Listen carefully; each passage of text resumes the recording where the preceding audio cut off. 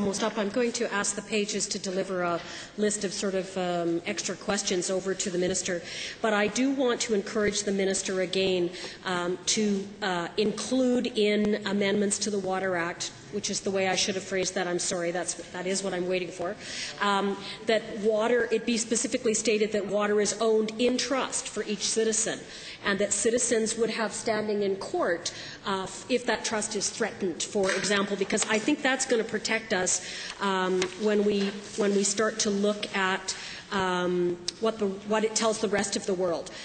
If we tell the rest of the world we don't have strong limits on water licensing or markets, then it says our only tool is a regulation of a private interest, which is much weaker than a strong statement about water being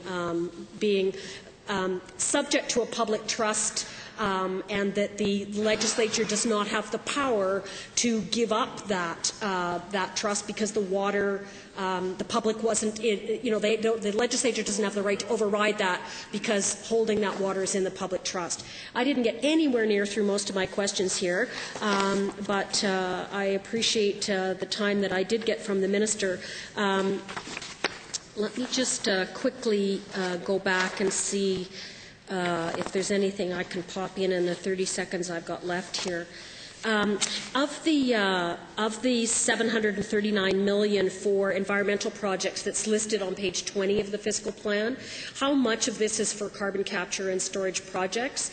So another way of wording that is how much of this has already been committed to CCS through the $2 billion. I'm trying to sort out how much you spent, how much you're going to spend, and how much is still sitting there.